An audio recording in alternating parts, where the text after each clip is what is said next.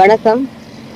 இவங்க 2 பேர்ல ஒருத்தவங்க வந்து வெஜிடேரியன், ஒருத்தவங்க நான் வெஜிடேரியன். யாருன்னு கண்டுபிடிக்க முடியுமான்னு பாருங்க.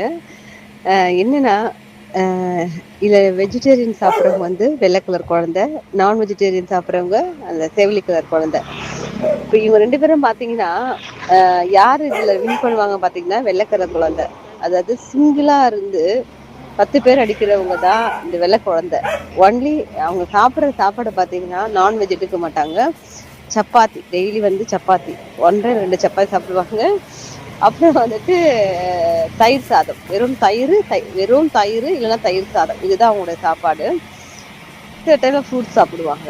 இது மட்டும் தான் அவங்க. ஆனா நீங்க ஸ்ட்ரென்த் பார்த்தீங்கன்னா, வெள்ளை கலர் குழந்தைக்கு ஸ்ட்ரென்த் அதிகம். அந்த செவலி கலர் குழந்தை வந்துட்டு அதாவது பார்க்கறது ஆள் பொந்தையா இருக்கிறாங்க. ஆனா அதாவது அந்த அளவுக்கு இந்த மாதிரி சண்டை வரப்போ விளையாடுறப்போ சரி இவங்க தான் வின் பண்ணுவாங்க.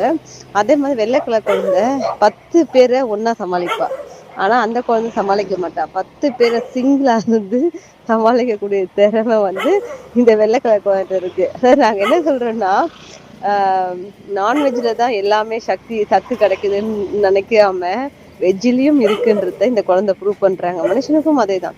நம்ம எல்லாருமே வந்து நான் வெஜிடேரியன்ல தான் அத்தனை ப்ரோட்டீன்ஸ் கிடைக்குதுன்னு நினைக்கிறோம். ஆனா அப்படி கிடையாது. வெஜிடேரியன்ல அதை விட பல சத்துக்கள் இருக்கு.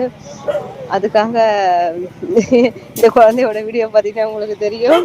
அவளை வந்து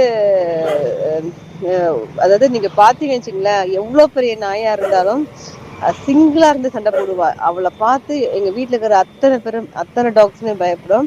அடுத்த வீடியோ நான் காட்டுறேன் பாருங்க. மற்ற டாக்ஸ் எல்லாம் காட்டுறோம் பாருங்க. அவங்க அத்தனை பேரையும் தனியா இருந்து எதிர்த்து சண்டை போடுவாங்க. பயன்றது கொஞ்சம் கூட கிடையாது. இதுக்கும் பாத்தீங்கன்னா ஃபுல் அண்ட் ஃபுல் தயிர் தான். தயிர் தான் அவங்களுக்கு அவ்வளவு ஸ்ட்ரென்த்தை கொடுக்குது. சப்பாத்தியும் தயிரும்.